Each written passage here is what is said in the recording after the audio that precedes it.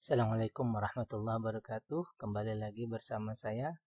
Kita akan menganalisa secara fundamental, secara melihat dari segi perkembangan perusahaan dari emiten-emiten yang ada di Bursa Efek Indonesia. Yang kita lihat untuk termin kali ini adalah laporan tahunan 2023. Yang hari ini kita akan bahas ada DVLA atau Daya Varia Laboratoria. Tapi sebelum pembahasan lebih lanjut, saya ingin menjelaskan di sini bahwa analisa yang kita lakukan ini adalah bahan pemikiran atau bahan pertimbangan bagi seorang investor untuk melakukan aksi. Sebab setiap investor itu mempunyai cara yang berbeda-beda dengan sistem yang berbeda pula. Oleh karena itu, setiap ada pendapat dari orang lain adalah tambahan saja, ya. Kemudian saya juga ingin menambahkan bahwa analisa kali ini adalah analisa yang bersifat untuk masuk atau membeli di awal, ya. Bagi kita yang sudah punya sahamnya, maka pola pikirnya adalah melihat dividen. Kalau memang dividennya masih mencukupi, maka kita tetapkan saja, biarkan saja tetap berkembang. Nah, untuk yang kita bahas ini adalah kita melihat secara menyeluruh. Kalau bagi kita yang belum punya sahamnya, nah ini yang kita jadikan dasar untuk menentukan apakah ini bisa dipertimbangkan untuk kita investasi atau belum. Baik, sekali lagi ini disclaimer on, ya tadi. Kemudian saham tadi adalah DVLA, Daya Varia Laboratoria, ya. Sekarang DVLA itu apa? Kita cek dulu. DVLA itu adalah saham DVLA itu bergerak di bidang apa? Oke. Saat ini perusahaan aktif menjalankan bidang usaha manufaktur dan perdagangan produk-produk farmasi dan kosmetik. Produk-produk farmasi dan kosmetik, ya. Nah, milik siapa? Blue Sphere Singapore Limited BSSPL adalah pemilik 92,13% saham Daya Varia selama 46 tahun. Daya Varia terus bergerak maju dan memberikan fasilitas kesehatan yang bermutu tinggi, ya.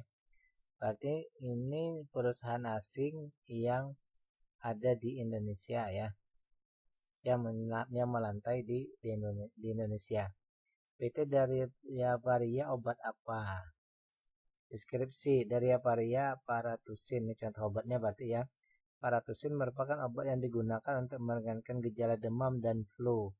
Di dalamnya terdapat kandungan parasit dan lain-lain, ya. Oh, jadi deskripsinya Paratusin itu obat, ya. Terus ini natural produk apa? Kita cek apakah ini produk dari Varia juga, ya. Nature A memang diproduksi di 3 pabrik yang berbeda, yaitu Genero, PT Cosmic, dan Daya Varia Laboratoria.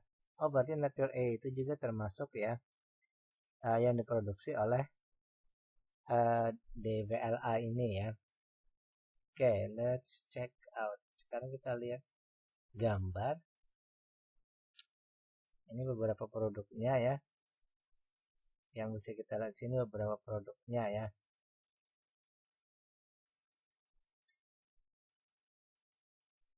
Dan juga perusahaannya. Oke. Baik, sekarang kita akan berfokus ke hal berikutnya, yaitu laporan tahunannya, ya. Daya Varia sudah mengeluarkan laporan tahunannya yang sudah kita sarikan sehingga kita dapatkan data-data awal sebagai berikut, ya. Harga saat ini itu kita melihat bahwa 1.390. Kalau kita mau membeli saham ini, berarti kita harus menyediakan dana 139.000, ya, minimal untuk membeli satu lot. Jadi satu lotnya itu harus disediakan 139.000.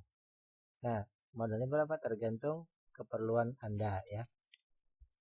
Baik, sekarang kita akan lihat dari segi harga sekarang, harga yang dihargai oleh bursa itu dibandingkan dengan hartanya keseluruhan. Secara kasat mata ini lebih ya. Kita cek dulu. Ternyata harga sekarang ini lebih tinggi daripada harga perusahaannya ya. Kemarin kita sebut ini yang seperti ini bahwa berarti perusahaan ini bertumbuh gitu ya. Baik. Nah, ini harga sekarang itu 11% lebih mahal daripada harga wajarnya ya. 11% lebih mahal daripada harga wajarnya. Kalau 11% ini kita anggap so-so saja lah. Artinya masih dalam rentang yang kurang lebih. Baik, sekarang kita akan lihat dari segi valuasinya. Tadi kita menghitung perusahaan ini berarti bertumbuh tapi agak lamban ya. Kita simpulkan saja dulu di sini. Bertumbuh lamban. Oke. Bertumbuh lamban. Oke. Nah, sekarang kita ingin melihat perusahaannya secara perhitungan dia memang bertumbuh, tapi bertumbuhnya agak lamban secara proyeksi kita ya. Proyeksi kita. Sekarang kita lihat lagi dari segi keuntungan yang diperoleh dalam setahun. Itu kalau kita mau membeli saham perusahaan ini maksimal di harga berapa ya kan? Berarti maksimal di harga 1310. Nah, di harga 1310 maka itu sudah dianggap berada di akhir dari harga wajar ya. Kalau bisa kurang dari itu. Nah, sekarang kita lihat PR-nya berapa jadinya dengan harga seperti ini ya. Maka kita akan mendapati 1,6% lebih mahal daripada harga wajarnya. Kalau begitu sekarang kita tinggal kurangkan. Ya, berarti dia lebih mahal 6% daripada harga wajarnya. Jadi kita buat lagi kesimpulan, berarti valuasi mahal. Oke, bertumbuh melamban, kemudian valuasinya juga mahal. Sekarang kita mau konfirmasi apakah bertumbuh melamban dan mahal ini disertai diiringi juga dengan dividen yang kecil. Misalnya kita cek, kemudian kita kalikan dengan dividen payout ratio secara 3 tahun itu rata-rata, kalau kita rata-ratakan DPR-nya persen pembagian sahamnya itu, pembagian keuntungannya itu sekitar 85% ya. Saya anggap ini besar. Jadi dari 131 itu yang dibagi ke investor itu 85% proyeksi kita ya. 111 berarti perusahaan ini peduli dengan investor. Kenapa? Karena dividen yang dibagi itu sangat besar. Jadi sekali lagi perusahaan ini peduli dengan investor ya. Tapi kita cek dulu apakah benar hasilnya. Kita mendapatkan return setahun itu tinggi. Artinya imbal balik upah kita menunggu itu apakah mencukupi. Nah, kalau dengan 85% tadi, maka kita akan mendapatkan sekitar 8% ya. 8% setahun kalau menurut saya ini sudah sangat besar ya. 8% setahun sudah sangat besar, sementara inflasi kita sekitar 3%. Berarti investasi kita bertumbuh dari 3 sampai 9, berarti mungkin hampir 2 kali lipat ya bertumbuhnya. Jadi ini kita hitung dalam kategori yang dividen besar ya. Dividen besar menurut kriteria kita. Baik, dari segi valuasi ini simbolannya bertumbuh lamban, valuasi mahal, tapi dividennya besar. ada sedikit anomali di sini ya. Sekarang kita cek lagi dari segi ketahanan perusahaan. Dari segi ketahanan perusahaan, hutangnya ini kita dapat kategorikan hanya 4% yang hutang yang berbunga, sementara tanggungan-tanggungan itu 42%. Berarti hutang aman-aman saja ya. Sekarang kita lanjut masalah kepemilikan ya. Ini fundamental perusahaan juga ya. Secara kepemilikan masyarakat itu hanya 8% ya. Masyarakat itu sekitar 7,7 ya. Berarti 8%. Kalau 8%, ini berarti sudah di atas. 7,7 itu sudah berarti di atas batas aman ya. Ambang minimal free float, berarti sudah memenuhi syarat. Berarti dengan 8% ini pengendali bukan retail. Pengendali bukan masyarakat, berarti aman ya. Tetapi ada sedikit yang jadi concern kita bahwa seluruh sahamnya ini dalam bentuk digital. Artinya pengendali bisa saja suatu waktu menjual seluruh sahamnya. Suatu waktu. Nah, karena di sini kita cukup awas ya. Perlu juga sambil melihat pergerakan oleh pengendali. Karena siapa tahu mungkin saja pengendali bisa tiba-tiba saja melego saham misalnya ya, karena ada kepentingan, karena ini adalah perusahaan luar. Tapi kalau secara umum ini hampir seluruh sahamnya dimiliki oleh asing tadi ya, kayak sepertinya memang tidak ada niatan untuk menjual, tapi kita tidak tahu ke depannya. Tapi secara keberadaan semua sahamnya berbentuk digital itu perlu kita harus waspada ya. Jadi pengendali bisa trading ya. Baik, sampai di sini kita lihat dulu ke pembahasan kita. Perusahaannya memang bertumbuh lamban, kemudian valuasinya mahal.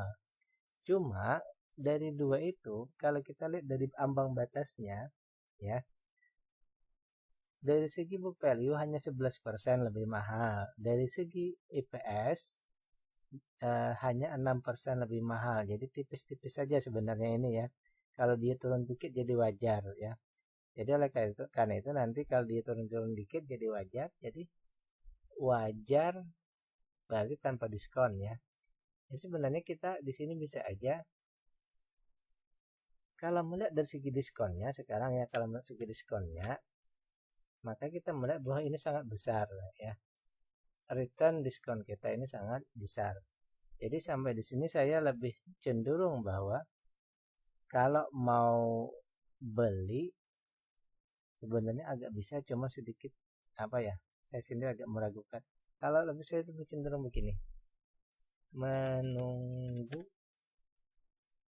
valuasi murah ya. Ini aja kuncinya satu, menunggu valuasi murah aja ya.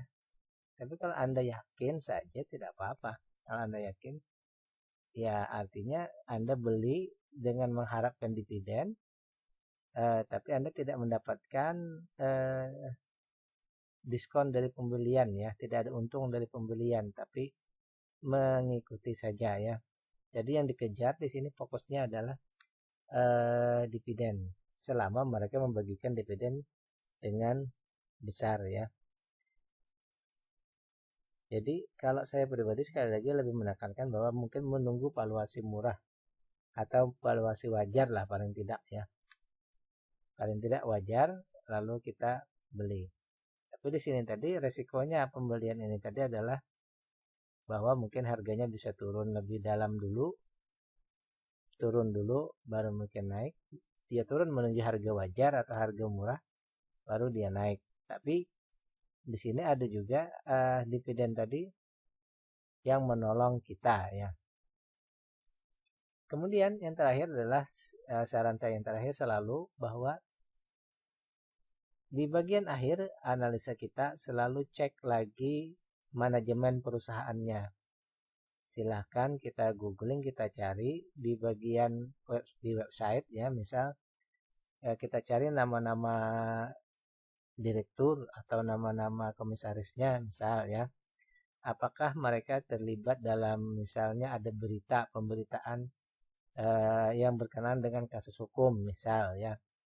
Kalau mereka semua bersih, mereka tidak ada masalah, berarti screening kita bahwa perusahaan ini memang dapat dipercaya ya. Tapi kalau misalnya ada salah satu atau beberapa dari mereka yang berkasus hukum, mungkin kita perlu untuk mempertimbangkan lagi ya. Sebagus-bagusnya valuasi, tetapi yang paling penting adalah good corporate governance ya. Itu yang paling penting. Kalau menurut pendapat saya ya, sebagus-bagusnya valuasi, tetap yang pertama adalah GCG. Jadi untuk bagian terakhir tadi masalah GCG, silakan Anda cari sendiri, silakan Anda telaah sendiri, karena untuk ranah hukum saya tidak berani membahas ya. Itu silakan Anda lakukan riset sendiri. Oke. Billahi taufiq wal hidayah. Assalamualaikum warahmatullahi wabarakatuh.